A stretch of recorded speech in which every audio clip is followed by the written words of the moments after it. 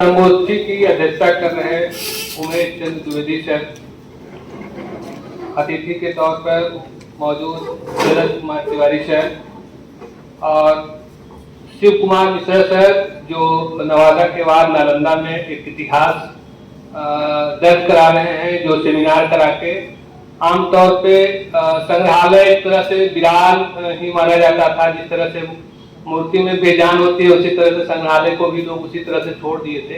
तो इनके आने से हम लोगों ने देखा है कि 2-3 महीने के अंतराल में थोड़ा ऊर्जा हम लोगों को भी मिली है, क्योंकि हम लोग थोड़ा सा इस विषय से इंटरेस्ट रखते हैं। जितना भी समझ है तो अगर ये सब काम होता है तो थोड़ा सा रुचि लगती है। तो इस विषय पे हम सर का एक वो आदेश, तो हम जो यहाँ पे मौजूद वक्ता है सभी लोगों को मैं प्रणाम नमस्कार करता हूँ, जो विद्वान लोग हैं सभी लोगों को।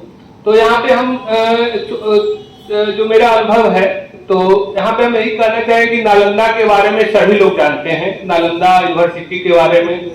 और एक आम धारणा है जो सामान्य तौर पे जो बात होती है, तो आम धारणा है कि जैसे जो बड़ा पेड़ हो जाता है तो छोटा छोटा पेड़ ढक जाता है, तो वही हाल है नालंदा का।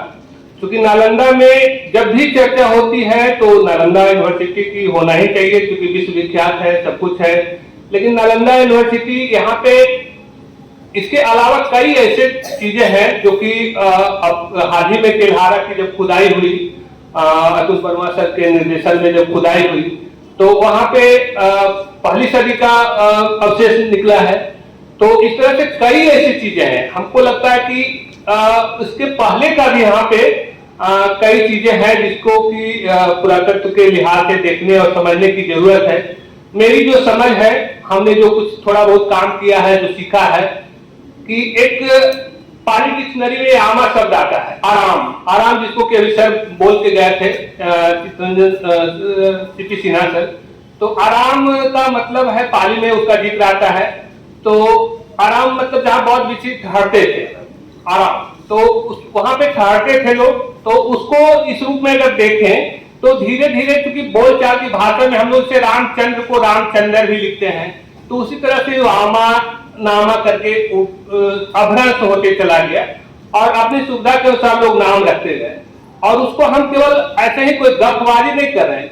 हमने कई 200 ऐसे गांवों का हमारे पास कुल मिलाकर हम दिखा सकते थे, क्योंकि मेरे पास समय नहीं था, नहीं बना पाए। क्योंकि ऐसे कई गांव हैं जहां पे आप बुद्ध की मूर्तियां हैं। जैसे हम जिस गांव से बिलोंग करते हैं, मेरा गांव घोस्तामा है, वहां पे भी बुद्ध की मूर्ति है, डुमरामा है। और वहां की बात छोड़ते हम नालंदा का ही कुछ गांव का नाम बताते हैं, थोड़ा नाम लाए भी, जैसे उगामा, तितरामा, सिरनामा, मनियामा, सकरामा, करियामा, मुरगावा, धनामा, परनामा, अस्थावा, उपनामा, इस तरह से कई नाम है, मतलब सैकड़ों नाम है, शेखपुरा जिले का, और उसके बाद फिर जहानाबाद का कसियामा। तो आप देखेंगे कि कहीं न कहीं बुद्ध से जुड़ा हुआ, भगवान बुद्ध से जुड़ा हुआ कुछ न कुछ वहां पे अवशेष मिले हैं, छोटा हो बड़ा हो, जिस भी स्वरूप में हो।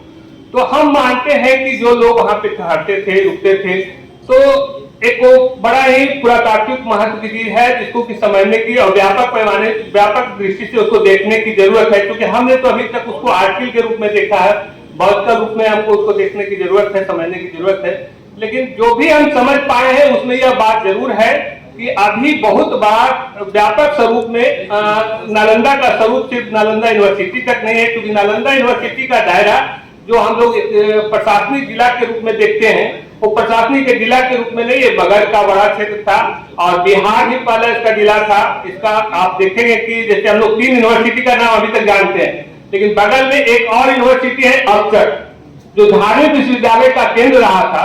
और इसके बारे में उत्तर गुप्त काल में उसकी स्थापना हुई थी। डॉक्टर प्रकाश चरण प्रसाद जी का अगर जो निदेशक रहे हैं, तो 71 से 80 के बीच में उनका 2-3 बार खुदाई भी करवाए थे। तो उनका एक लेख हमने पढ़ा था, उसमें उन्होंने अग्रहार का जिक्र किया है। तो अग्रहार, और उनका कहना है कि अग्रहार का जिक्र आता है तक्षशिला के समकालीन में, यानी कि इससे पहले का जो, और पहली सदी से पहले का भी विश्वविद्यालय इधर के क्षेत्र में रहा था। तो और विष्णु की जहां तक बात है, तो क्योंकि धार्मिक, हिंदू धार्मिक विश्वविद्यालय के रूप में मान्यता थी। और आप उधर के इलाके में देखेंगे कि विष्णु की मूर्तियां व्यापक पैमाने पर मिलती है।